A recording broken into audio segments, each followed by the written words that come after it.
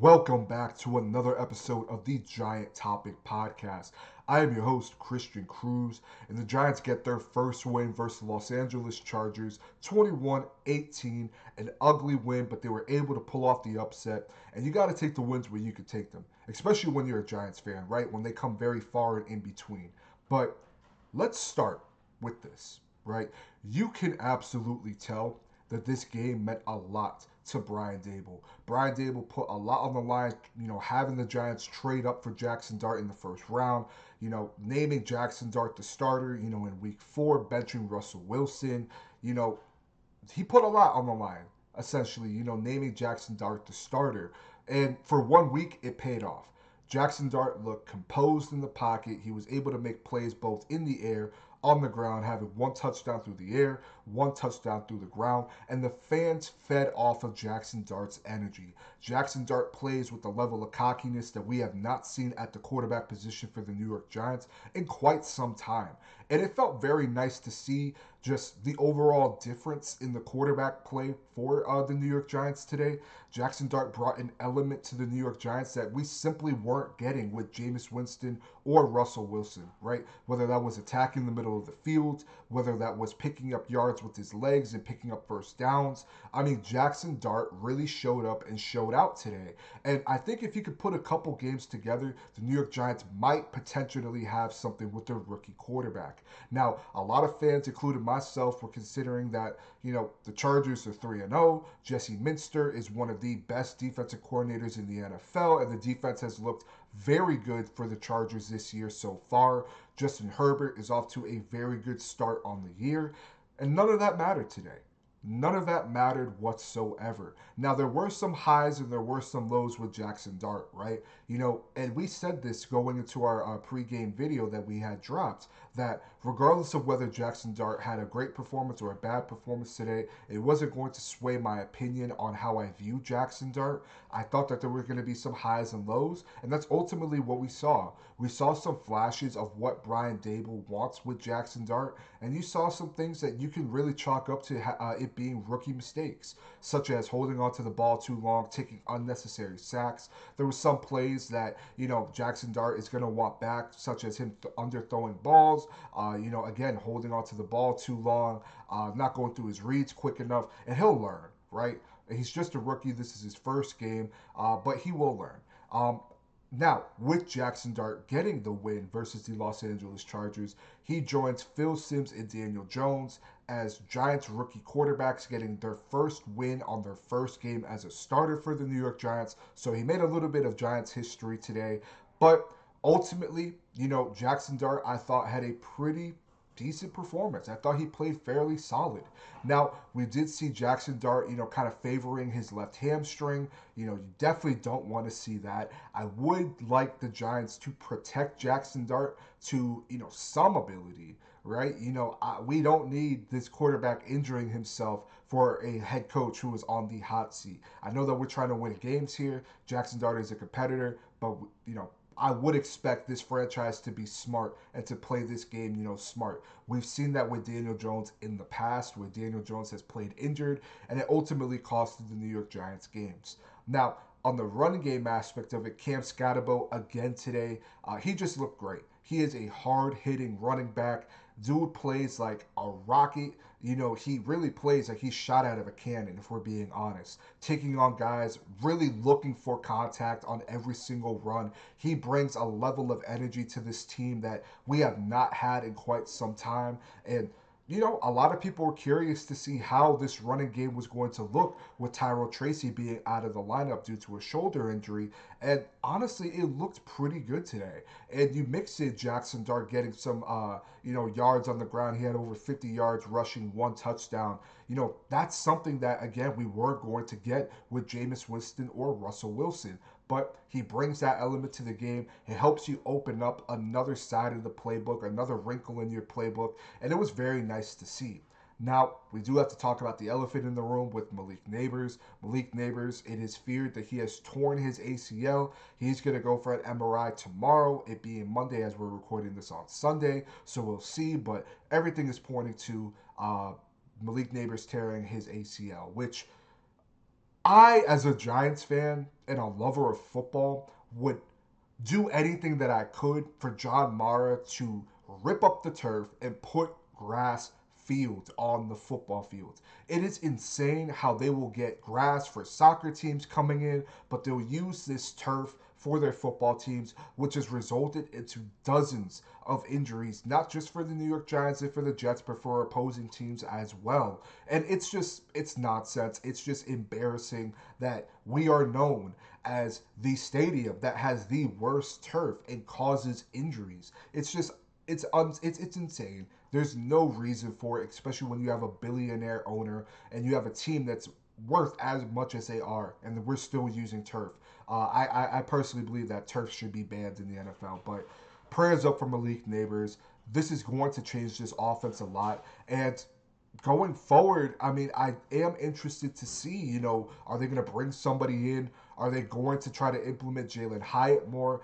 I mean, we are going to need guys to step up. I mean, we did see a little bit of Bo Collins on the field today. You saw Darius Slayton and Wandale getting some targets, but you're not going to be able to replace the talent that Malik Neighbor is, nor the production. So we're going to see what they do, but it's going to be a big blow to this offense. Now, going to the defensive side of the ball, I mean, you have to be happy with what you saw today. I mean, Dexter Lawrence had his coming out party. I mean, he looked the best that he's looked all year. Had an interception, his first interception in his entire career. He was drawing up pressures. Between Brian Burns, Kayvon, and Abdul Carter, they generated 20 pressures on Justin Herbert. And that is insane. Kayvon had a sack. Brian Burns had a big time sack in the fourth quarter. Abdul Carter had 5 quarterback hits. He's so close to getting his first sack. You could just feel that it's coming.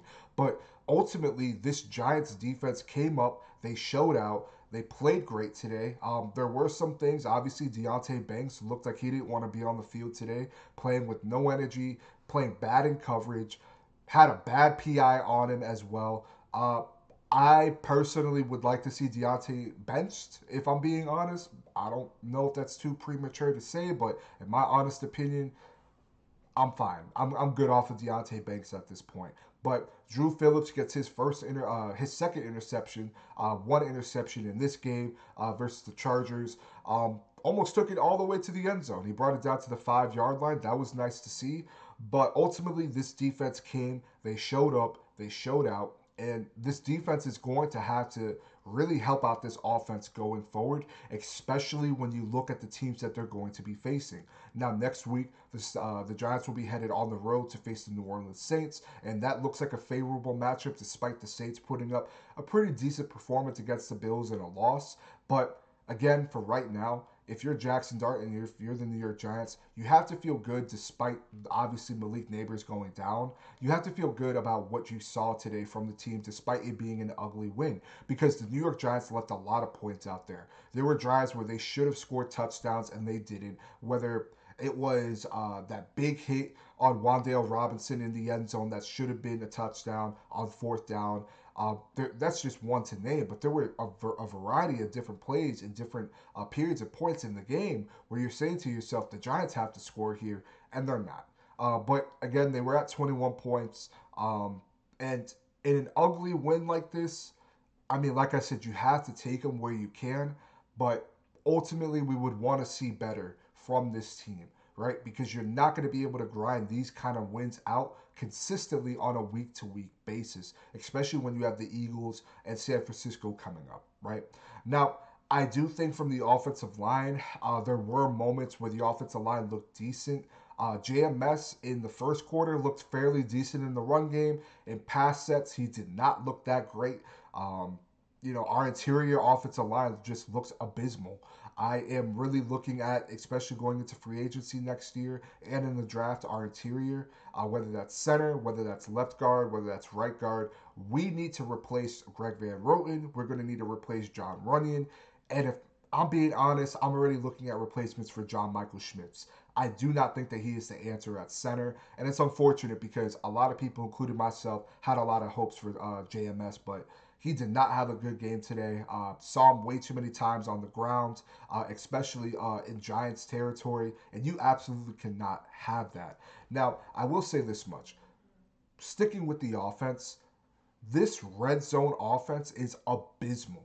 And it's not just this year. This is a recurring theme under Brian Dable. This New York Giants team, it doesn't matter what they call in the red zone, they're not going to score. And in this day and age of NFL football, that is unacceptable. It is beyond unacceptable for the New York Giants. And ultimately, it needs to be fixed. We've been saying this now going on for 2 years. It is a constant theme with this New York Giants team, and it needs to be resolved. Um, Again, I'm impressed with what I saw with Jaxson Dart. I feel fairly good about him from what I saw. We'll see how he plays against the Saints. That'll be, it could be a really good game for him. The Saints, I like them defensively right now. But ultimately, I mean, I thought this was a game for the defense. I thought the defense, again, showed up. They showed out. Whether it was in the run game, which there were certain moments where they were getting gashed in the run. Omarion Hampton is a good running back. I mean, they drafted him where they drafted him for that reason. He had some big plays. He had some big plays against the New York Giants. But I thought throughout the game, the run defense looked pretty good. I'm not going to say it looked great, but it looked pretty good. It doesn't look as bad as I thought it was going to look going into this game. Now, I will say, right, they still need to add. I personally do think that interior defensive line is still a major issue on this team. It's something that they're going to have to address, especially in the offseason. But for right now, you have to feel good by with what you saw. And I'm very excited to see how Abdul Carter will look going against the Saints and going against the Eagles. Because again, week in and week out, he has looked like he is so close to getting to the quarterback and getting his first sack. And we haven't seen it yet, but we have seen him hit the quarterback quite a few times. We've seen him generate tons of pressure, so we know that it's coming. It's just a matter of when. But this was a good team win. It was ugly, but as a Giants fan, you got to be able to take them where you can take them, especially since they come, very few and far and in between. But the Jaxson Dart era has begun. Jaxson Dart joins Phil Simms and he joins Daniel Jones, being rookie quarterbacks, getting their first win as a starter. Love that for Jaxson Dart. He made a little bit of Giants history today. But ultimately, again, nice team win. Can't really complain too much. Obviously, Jaxson Dart can't be holding on to the ball the way that you were today. He'll learn from that. I think that he'll be able to improve in that aspect going forward. Defensively, I want to see better coverage from Deonte Banks if they are going to play him. I don't think it's necessary to play Deonte Banks at this point. He doesn't look like he wants to be on the field, so why are you playing him? Drew Phillips, again, I thought he looked pretty decent today. He had some nice pass breakups. He had that interception that he could have ran to the end zone, got stopped at the 5-yard line.